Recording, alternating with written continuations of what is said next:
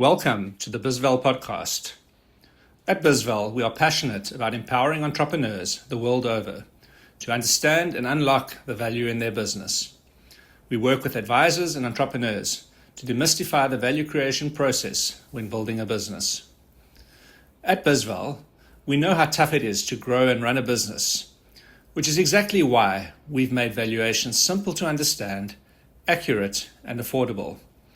Our unique blend of tech and touch ensures that you always receive the best service, authentic human engagement, and data-led insights to ensure that you build a business that provides you with freedom and choice. In the BizVal podcast, we showcase stories of real entrepreneurs and advisors, sharing lessons and inspiration from their journeys to make your journey just that little bit easier. Welcome to the BizVal podcast, where we pull back the curtain on building companies that matter. I'm Graham Stephen. And I'm Cal McCullough. In the BizVal podcast, we dive into the numbers and the meaning behind them so founders can scale without losing the bigger picture. Today, we're exploring how enterprise value becomes life value. Our guest is Kaitlyn Carlson, the founder and CEO of Theory Planning Partners. Kaitlyn spent a decade in UBS advising high-growth founders and saw how the pursuit of more can overshadow what really matters. She launched Theory to help entrepreneurs, especially women, transform business success into intentional wealth and well-being. Kaitlyn, we're delighted to have you here today. This is a take two. Those who follow LinkedIn might have seen my post a while back where we did a fantastic podcast and we forgot to click the record button. So we've double-checked, triple-checked, recording everything, no going back now. And for listeners meeting you for the first time, Kaitlyn, why don't you just give us a quick story of who you are and why this mission really fires you up? Yeah, thank you so much for having me on. I'm so excited to be with you guys this morning. Well, as you can tell, I'm an American from my accent. I was born and raised in the Boston area, and I was an ice hockey player, which was responsible for a lot of my academic career and ended up taking me to boarding school and then on to college. And in college, I thought I was going to major in econ, but actually ended up majoring in psychology. And I'm so glad I did because I knew that I was eventually going to end up in the finance world, but coming in with a psychology degree has been so beneficial.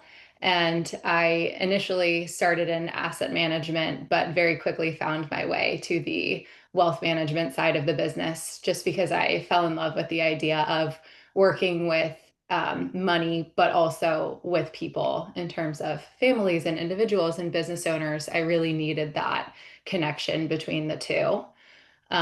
So that's a little bit about me personally. I am married and I have 3 children under 5. And I just got my 200-hour yoga certification. So. Oh, fantastic. I'm sure those days as an ice hockey player prepared you for being a mum of 3 kids under 5. I mean, my kids are a bit older now, but those can be tough times.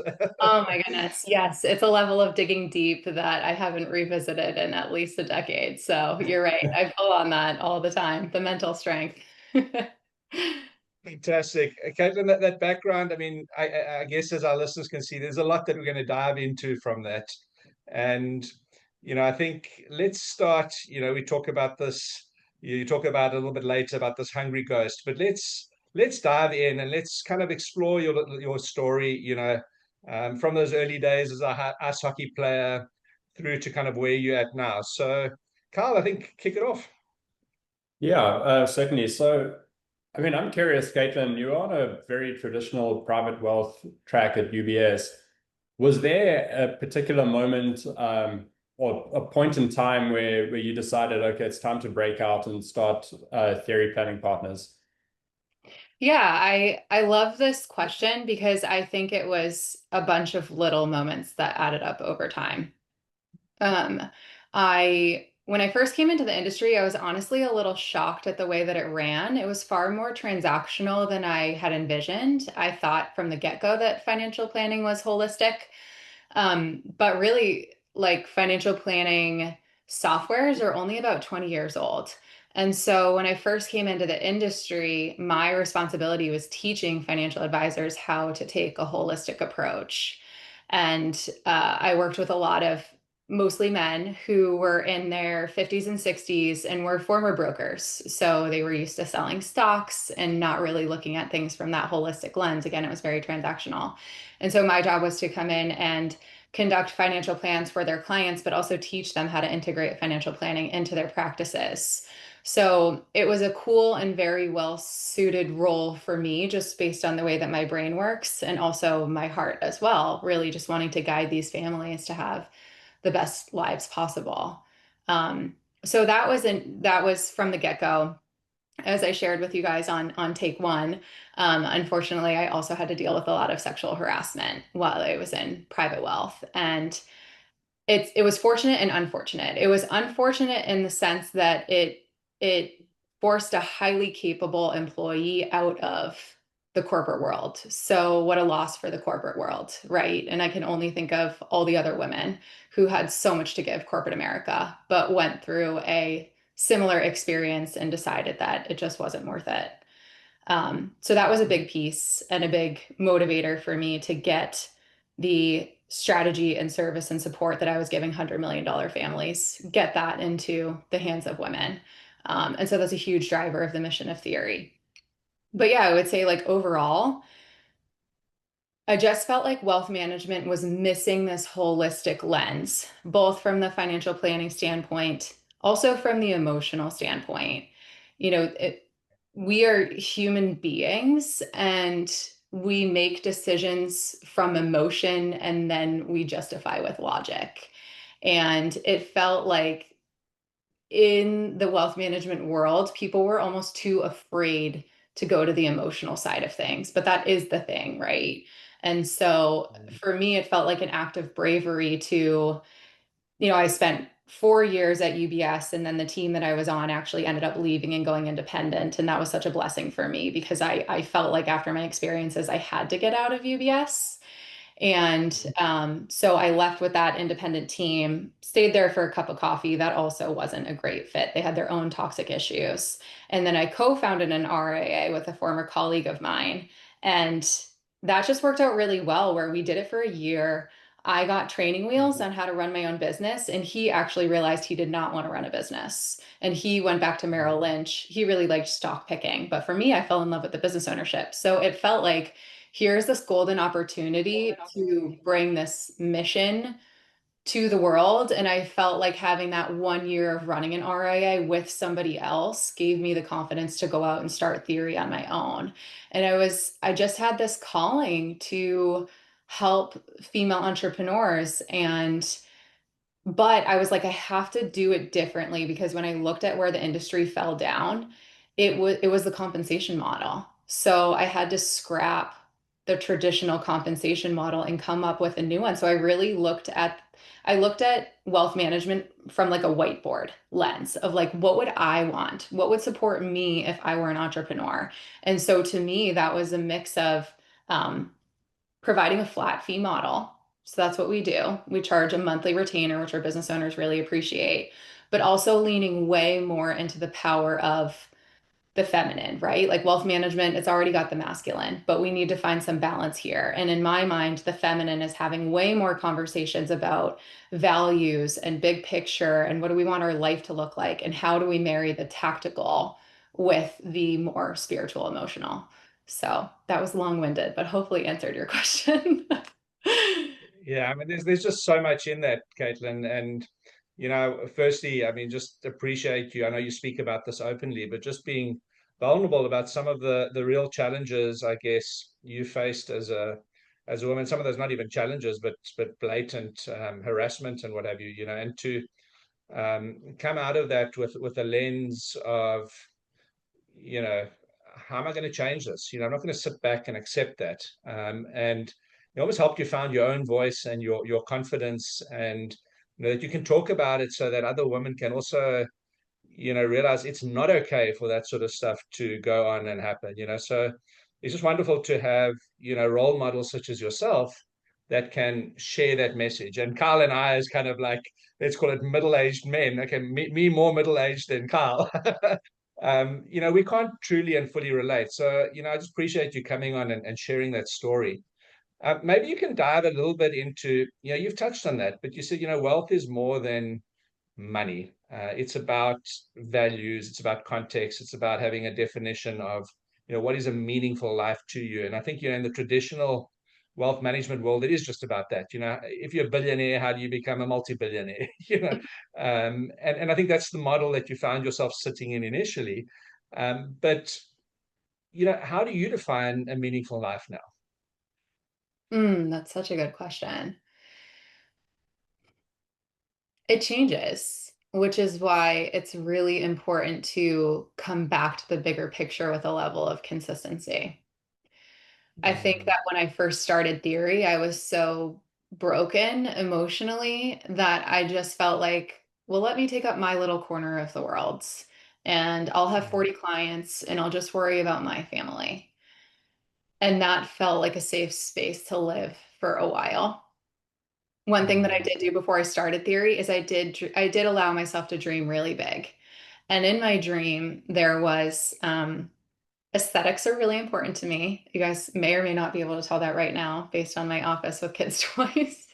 Aesthetics are big for me. And so a dream home is very significant to me. And this is important. It's not because of anything that it signals to anybody else. It's more just like how it makes me feel. And I live in a coastal town. So having a view of the ocean, it's an expander for me. And so I put that on my dream list. I put travel. I feel like when I am home, there's just a million things to do, right? But when I'm traveling, I can truly be present. And I'm an Enneagram 3. So it's like there's just this endless to-do list. And so what I love about travel is that when you're on vacation and you're not at your house, like there's not that much to do if you're staying at an Airbnb. So I put like a $50,000 travel budget in there to go with our family. And again, I was not making any money at the time, but I didn't let that discourage me from dreaming. So I thought about like, what's the mortgage for our dream house? What's the travel budget look like? I want to have 3 children. I had no children when I did this exercise, but I wanted to have 3 kids. I have 3 children now. I wanted the ability to send them to whatever school I wanted to send them to, whether that was the public school or a private school, but just have that option. And one thing I often say when advising clients is wealth is the luxury of choice. It's not a specific number. And that's why it is so inextricably linked to what your goals are for your life, because it's going to be so different for everybody. But that was a goal for me. And then I also think it's hugely important to pick a goal in terms of that work optional status. So for me, I said, okay, I want to be work optional at age 60 with a $30,000 a month lifestyle, adjusted for inflation, of course, because I am a financial planning nerd. So That's important. But at the time I was like, we were living off of like $8,000 a month. So $30,000 felt like, wow, when Jake and I are 60, that's going to feel like very spacious. So, Yeah. and there have been studies that have shown like I think there was a Harvard study that showed like the 3% of people that write down their goals are the 3% of people that achieve them. So again, I knew from being a psychology major how important that was to put a stake in the ground. And I think that that is such a powerful thing that is free, but hugely significant. And it's something that business owners never do because they're like, I'll get there, I'll get there, I'll get there. But making a decision is like the most powerful thing that you can do. So that's where I started. And I feel like a good analogy is, well, an analogy we often use is the mountain analogy, right? So like we're going to cast a vision for the peak of the mountain or multiple peaks of the mountain. There's going to be things that get in our way. We might get off a trail, we might hit a snowstorm, we might have a 75-degree day that allows us to catch up. Like these things are all going to happen. And so we have to be adaptable. But do we keep our eyes on the peak regardless of the headwinds or the tailwinds? Yeah, I mean, having that vision is just so important. But as you say, it's not a straight line to the top of the summit. It's almost like shark's teeth, and you've got to be able to see over those little bumps and those hazards. But your eye has to be on that goal, and And I guess some of the things you talk about there, Kaitlyn, is wealth is not, as in financial wealth is not the goal in and of itself. It's an enabler to facilitate something else, usually. Like optionality. And I think a lot of the traditional financial planning focused on wealth as the end goal, whereas what you're describing with theory is more a case of, hey, what is your life goal? And then how do we create the wealth event to enable that and give you, as you say, freedom of choice, or the lifestyle that supports that, which is just it's such, I love that saying, you say, if you can repeat it, because I've forgotten, I'm going to paraphrase it and completely hack it. Wealth is the luxury of choice. Wealth is the luxury of choice. I mean, I think that's such a cool takeout. Carl? Yeah, I mean, just leaning in on what you were just saying. I mean, I think you adding a lot more of the qualitative aspect into it, whereas a lot of wealth advisors, are merely quantitative focused. And I think every super successful person I've spoken to says, once you get 50 million, you want 60 million and 70 and 100. And so you're almost just feeding the machine in a sense, like it's never good enough. Also, what you were saying about climbing the mountain is really important. I look at things kind of like a cloud in a sense. If you're walking through a cloud, sometimes it's light and you can kind of see where you're going. Sometimes it's very dark and you can't see 2 feet in front of you, but you just have to keep moving forward and be brave with it. Because sometimes, you could be walking off the edge of a cliff, but you've got to just put your head down and go for it. And usually it does, usually it pays off. So I think kind of building on that, what guardrails can founders install so that growth serves their lives rather than eats it? So this is where I think that the practical comes in, right? So when clients come into us, they express all the qualitative, as they should. We want them to cast visions. They tend to be visionaries. I also wanted to mention that we have them all take the Enneagram, because everybody's going to climb the mountain differently, and we want to be respectful of how people go about climbing the mountain or walking through the cloud. And having insight around their Enneagram number is so informative and allows us to be the best partners to them long term. I can jump in there quickly. I mean, I'm an Enneagram 7, and for those that know what it means, you're basically like well, my wife tells me I'm a dreamer. I think Yes. she's a 2 or a 3. She's the realist, so just being aware of that is actually quite powerful.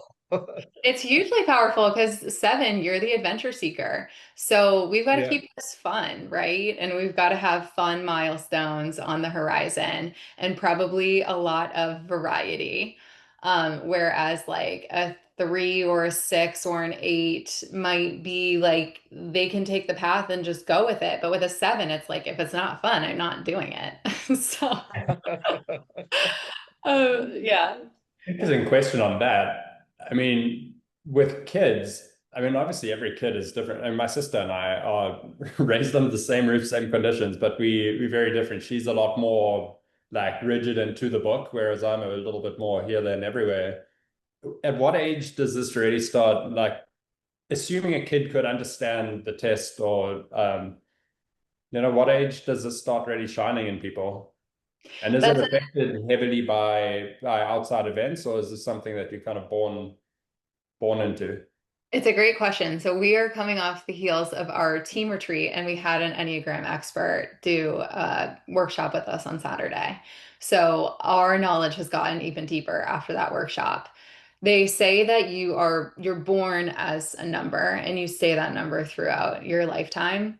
The way that that number expresses itself and manifests itself, you can be a healthy version of a number, an unhealthy version. You share a relationship with 2 other numbers. So you tend to go to another number in growth versus a different number in stress. But it gets at what is your core underlying motivation? How did you learn to survive in the world? How did you learn to receive love? And your natural disposition just coming out of the womb is going to be different for everybody, right? Like I even see it with my 4-year-old and my 2-year-old. They're 2 completely different people. And so I can start to get a sense for their type They say the etiquette is to not type people because you can never truly know, only they can answer for themselves. So, like when we just did our team assessment, Jim Zartman, he owns the Art of Growth, and they do this for companies. It is hugely valuable work, but he does it interview style. And so he will pull the answers out of you and like match them up to a certain type and number. And so for one of my employees, he totally nailed it from the beginning. For another one of my employees, he nailed the type, but we had to dig deeper on the subtype because the subtype can show up very differently. Like in each, there are three subtypes. So your subtype can make you present very differently. But that's like that knowledge for me as a CEO is huge in terms of like understanding what's important to them and what's going to motivate them or what might be a pain point for them. As far as kids, I think I've heard like around, it was funny because Jim said actually becomes easier to type a 21-year-old versus a 60-year-old because a 60-year-old has had so much life experience that they might be a little bit harder. Whereas a 21-year-old is like they just are who they are at that point in life. At like 18 or 21, like their motivations are pretty obvious. So I thought that was interesting, but we'll have to go to Jim and ask about like when we should type our kids. I just love these conversations. You know, we start off talking about financial planning and wealth, and we end up in psychology. And for for our listeners, I said we recorded the show without recording it a few weeks ago, and this is just taken on a completely different path. But I think that also shows how, when you think about wealth planning and all that, you can't plan. There are unexpected events. Things change. What worked a year ago or 2 years ago might be different now. But and it comes down to that deep understanding of like what drives you, what motivates you, and that's the lens for thinking about wealth. I want to move on a little bit, Kate, and I want to talk a little bit about uh, theory. Firstly, obviously is building wealth. You're working with a lot of entrepreneurs and a lot of people building companies. From a business perspective, obviously, that's dear to our heart, helping founders understand value and how they can unlock that. Not necessarily for a sale event. It could be just building a business that, runs without the owner and pulls a nice dividend. But can you talk a little bit about how you think about company valuation and wealth for a business owner, and how you help business owners convert that into lasting personal wealth? What are some of the things you think about, and what's the process that you go through with a new client? Yeah, absolutely. And I'm glad because this circles back to Kyle's question, which I wanted to make sure that we answered.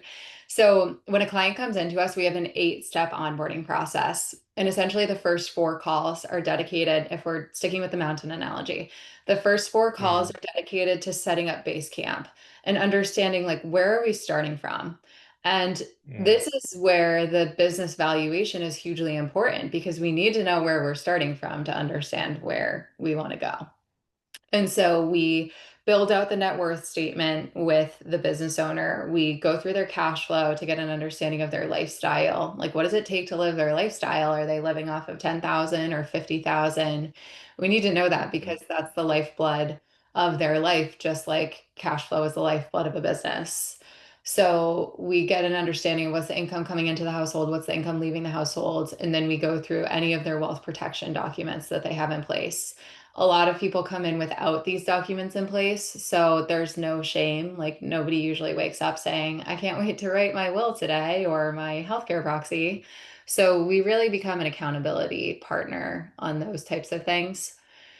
But anyway, so the first 4 calls are dedicated to data gathering and again, setting up that base camp. And then halfway through, our onboarding call is that goals meeting. So that's when we're getting insight on what do you want your life to look like? What Enneagram number are mm, you? What do you like to do for fun? What's important to you? What are your values? Because again, these questions are going to bring you back to center to help avoid, Kyle, like you were saying, like you get to 50 million and now you're on to 100 million. It's like, I think it was Bob mm, Proctor that said, always be grateful, never be satisfied. mm, It's a healthy place to be. Like we want to grow, we're here to grow, but like it is important to also take time for reflection and gratitude. So when we get that mm, information from the goals call, we bring people back to that. We're like, hey, here's what you said 2 years ago. were your highest values? Are the actions that we are taking in alignment with what you expressed as your values? So we're always bringing them back to themselves and always holding up that mirror. And that's one of our most important jobs.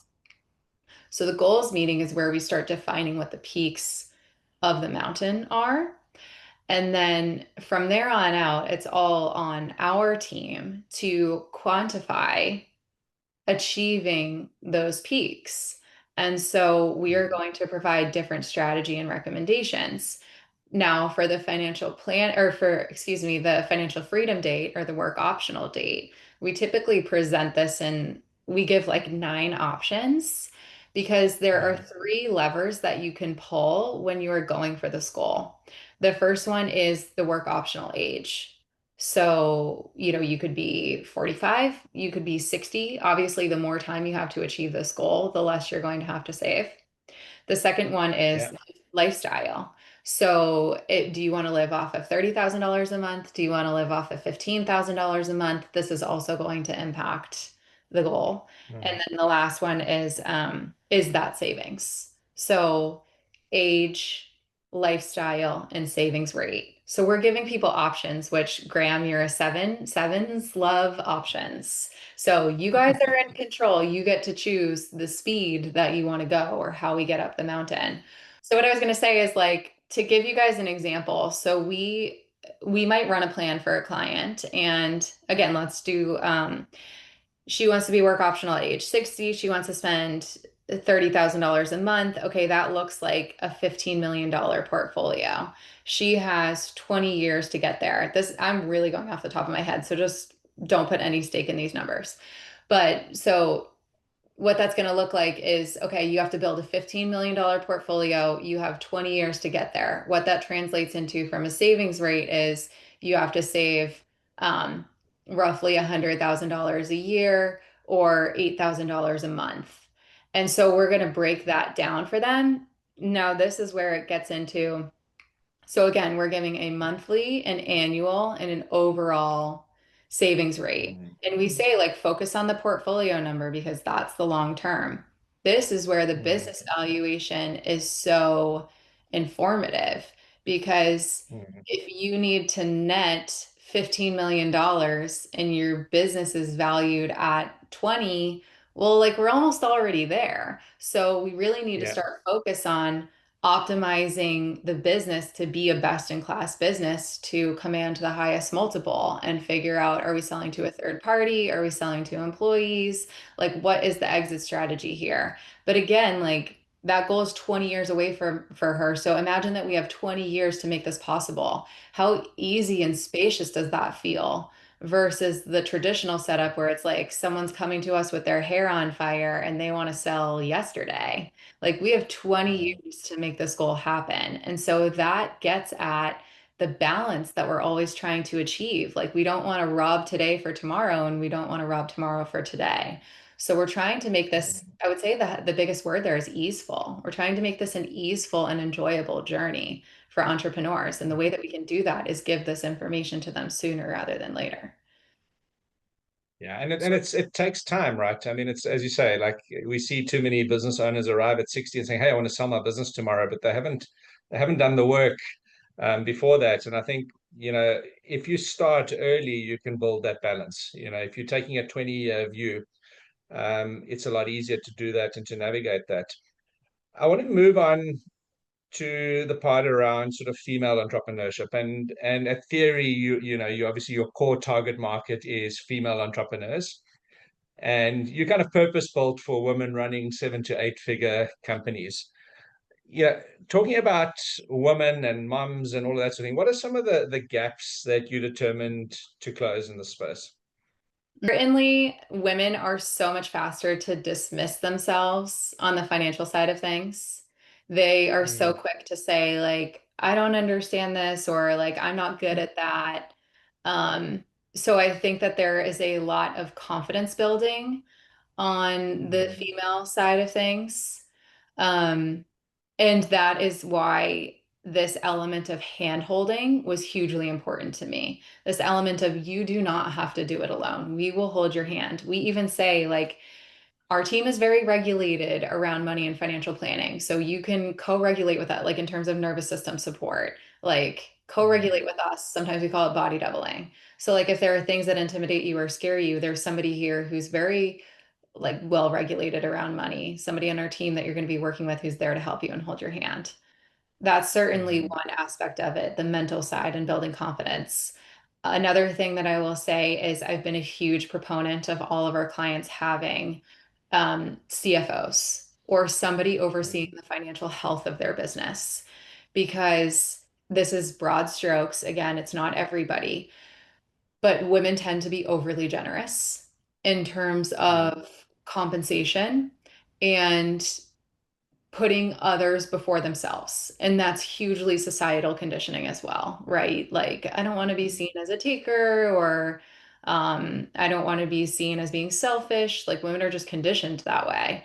And so when you have a CFO or somebody who is overseeing the financial health of your business, they are able to say, like, this is market rate, this is a good compensation, this is a generous profit sharing plan, this is what you should be paying your team, and also like this is what a financially healthy company would do. And I feel like that gives women a permission slip to say, I'm doing all the right things.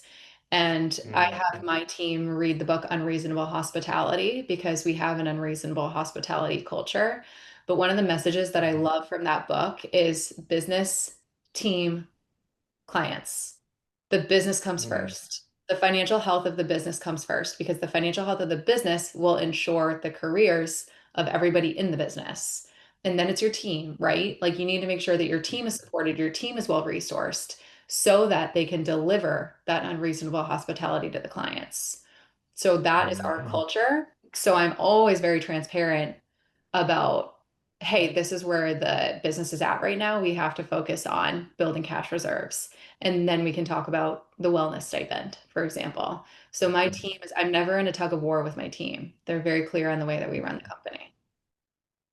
Yeah, I think as you say, like some of those things around, pay yourself first and have that accountability partner, in a traditional male-dominated world, and then I don't mean that with any prejudice or anything, but it's like just chase the goal, testosterone driven. How do you have the biggest balance sheet? And I don't think this is just applicable to women. I think this is applicable to any business owner, to kind of tap into those things. And I just want to make a point around having that, CFO that you can lean into. In fact, that's how we met through the two Matt Budden and Matt Smith from Worth with three T's. So um, just a shout out to them. If anybody is looking for a great team of CFOs, get their details from me after the show. But yeah, I think that's just a really neat way of looking at it, Caitlin.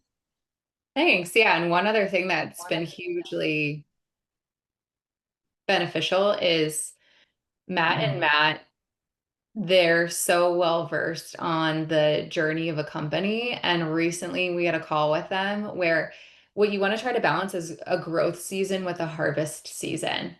And I think Mm, where entrepreneurs especially run into trouble and run into burnout is they just go from growth season to growth season to growth season.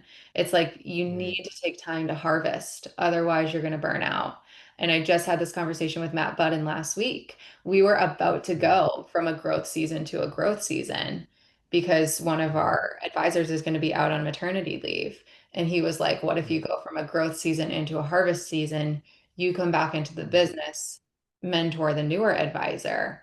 And then when the other advisor comes back from maternity leave, we can go back into a growth season. And I was like, you're so right. Like, why don't we mm, do that? That seems way more sustainable. But in your mind, sometimes you can get caught up in like, let's just grow through this. And mm. that's where it comes back to the personal financial plan. And like, why am I Yeah. rushing? There's actually no need to rush. This is a marathon, it's not a sprint. And so having the information together, that's where it's so powerful because it can help, again, to your point, it's not just women, it can help all entrepreneurs avoid that burnout. And I think Yeah. that Also, analogy of the seasons is just so powerful. and I guess also as a yoga instructor, you probably see that play out in the sort of like, the rest and the recovery. You can't just be extending. It's this yin and yang, so to speak, and to think of your business and your financial wealth journey in that sort of way is really, really helpful. Yeah, I was actually about to say the exact same thing. I mean, just tying it back to your athletic career. I mean, if you just keep on trying to stack and keep training without taking a taper period, every 8 weeks or so, I mean, maybe you'll survive like for a while, but eventually you're going to get injured. And that's going to set you back a lot further than if you had actually taken that week or two just to kind of harvest what you've worked for. So yeah, I mean, I think that's super, super important. So I think just getting a little bit more tactical, I mean, if you had a founder that's, say, 6 months out from an exit, do you have a kind of 90-day sprint plan with it? How do you typically walk someone through that sort of scenario? So I would say this is where what's been really cool about Theory is that I'm a naturally collaborative person.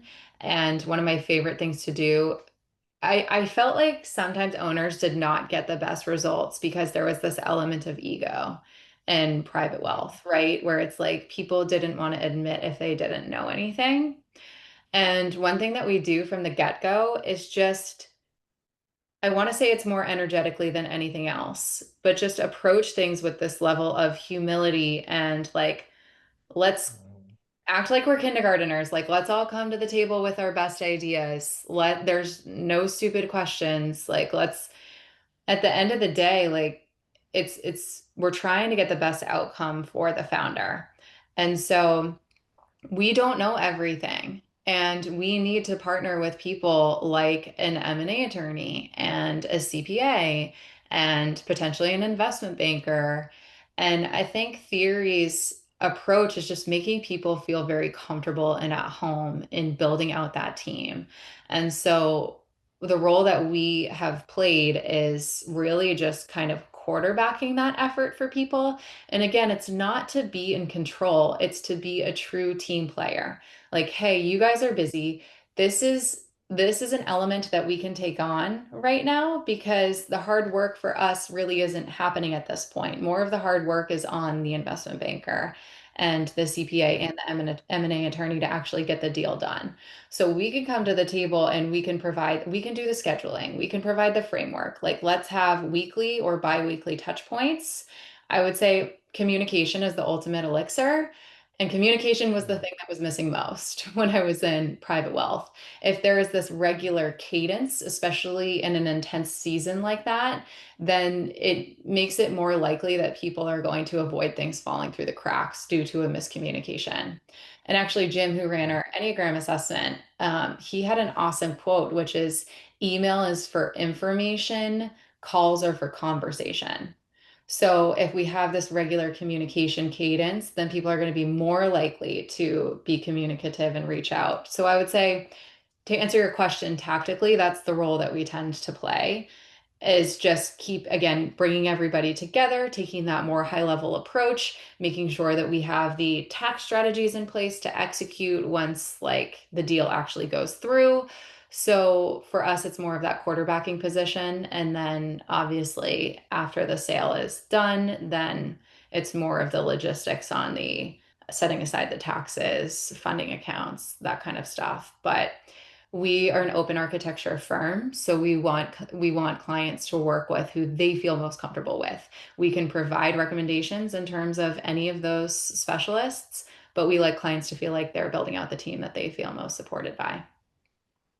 I mean, I love that, and I think we didn't really dive too much. You touched on it at the beginning around your fee model, where you are a fee-driven model rather than a success-driven model, which allows you to be completely independent. So you can play the role of accountability partner, be independent. We have a saying at Bizwell, we say we tell the client what they need to hear, not always what they want to hear. And I think, the values at Theory are very much aligned to that. And sometimes you have to have those hard conversations, but that's the role of the quarterback. Sometimes you got to make tough decisions. Do you run the ball? Do you throw the ball? Do you I'm not a football player, but I'm making this up as I go along. But I think that's super powerful, and knowing that you've got somebody who's not necessarily in your corner, but they're your accountability partner. And I think there's a subtle difference there. Actually, Graham, Is really what you guys do well. I want to double click on that for a second because this is something that I noticed when I was in private wealth. That is a hugely powerful element of being a Mm. flat fee advisor. Because when you're an AUM advisor, of course, you are like salivating if there is an $80 million exit on the line. You're like, that could make Yeah. my whole career. And so founders feel this pressure of like the investment Mm. banker, the advisor, the attorney, like everybody is interested in getting this deal across the finish line, whether it is good for me or not. Mm. And I hated Yeah. that. That makes business owners feel so alone. I want to be the person in Mm. their life where it's like you could be walking down the aisle, and if this is not the person that you want to marry, there is somebody in your corner saying it's okay, you don't have to do it. I want to be that person in an entrepreneur's life who is truly there to advocate for their best interest. And in an AUM model, it's just not it's not in alignment with It's that. not possible. You've got to, yeah. I mean, you've got a what do you call it? A misaligned incentive, ultimately. We have a similar philosophy at Biswell is we do valuations. We don't do broking and selling and all of that sort of stuff because sometimes you got to deliver the news that it's not a $10 million business. It's a $10 business, Right. or worth nothing. And if you incentivized to kind of give a bigger number, you're going to give a bigger number. And I think the same applies here. Kaitlyn, I think we need to kind of wrap things up. It's been a fascinating discussion, but before we do, we always have a couple of sort of quick fire questions. Put you on the spot. So I'm going to ask a couple, and Carl will ask a couple. But has it been a book that's changed your view of money? I love Morgan Housel. I think he's a phenomenally talented writer. And he wrote the book, The Psychology of Money. And that is such a grounding book for me to read. It always brings me back to the fundamentals. And one of my favorite concepts from that book is how I think a lot of people assume that wealth has to be complex. And with the psychology of money, he just reiterates that wealth can actually be quite simple. And the more variables you introduce, the more likely it is to go wrong. So I love that book because it brings people back to simplicity. So, yeah, that would be my answer. Awesome. Cool. Do you have any daily habits that keep you grounded? Well, you guys know this by now, but exercise. So, and this was a really important one for me, even when theory was like a baby business and making no money. I felt like if it was just a level of self-respect to get up in the morning and move my body and start my daily routine. Mhm. Yeah, even when it's Absolutely. And you difficult, do I think. walking meetings, as I can attest from my visit to Marblehead. Kate and I met a few months ago, and I think we walked through every historic site in Marblehead. So Yeah. really, really cool experience. What is the most underrated founder well-being metric, in your opinion? The most underrated. Can you say that one more time? Because I want to make sure that I give a good answer. Yeah, the most underrated founder well-being metric. Well-being metric. How many vacations they take. Love that. I could work with that one. Yeah, for sure. And advice to your 25-year-old self. This one sounds cliche, but keep going and um, keep listening to yourself. Yeah. Yeah, I think it's hard. I mean, as we age and we get that experience, it seems like obvious, right? But I mean, go back to, when you were 25 years old, playing ice hockey, smashing that puck and charging down the player. You probably didn't think about that, right? Yeah, I think like what's okay, this is gonna get really woo with you guys for a second, but I follow a lot of spiritual leaders, and one of the coolest things that I've ever heard is like Passion is your soul's way of communicating with you. So when you are passionate about something, it's because that's what you were put on the planet to do. And so Wow. just continuously tapping into that passion. If you want to get super woo, the guy says like passion is your higher self's way of communicating with your human self. But like pay attention to the things that give you energy because that is your dharma. That is what you're here to do. And universal forces will support you in living your dharma. And so for me, it was like I felt like I had this straitjacket on in wealth management. And obviously, I got to a really low point with the sexual harassment stuff, but I felt like I don't want to leave this industry. I just want to do it differently. And so the passion was always there to do the work, but the way in which it was done for me had to change. And so that's where I would like teach if I forget if I told you guys this, but I was a fitness instructor while I was working in private wealth. So I would teach classes in the morning, I would take a class, I would go to private wealth, whatever. And then I would like listen to Oprah's Soul Sundays at night. And I'm like, that's such a combination of who I am as a person. So all I did was like mash all those things together in theory. And what a gift it's been. Like I'm having an impact on the world and in the way that I was designed to. So yeah. Fantastic. I don't think we could end off any better than that. Kaitlyn, it's been an absolute pleasure chatting to you today. And, just that you bring your whole self. Wealth is not just about a number. It's about bringing your whole self and living a life of purpose, compassion, and the money obviously is the enabler behind that. And we just appreciate you being here today. And yeah, hopefully I'll be in the US again in a couple of months' time, and hopefully make the trip up to Marblehead again. But Kaitlyn, thank you. Any last thoughts for our listeners before we wrap up? Get your business valued. It's hugely important, hugely. We're going to do Thanks one for of these. paying our bills. I appreciate that.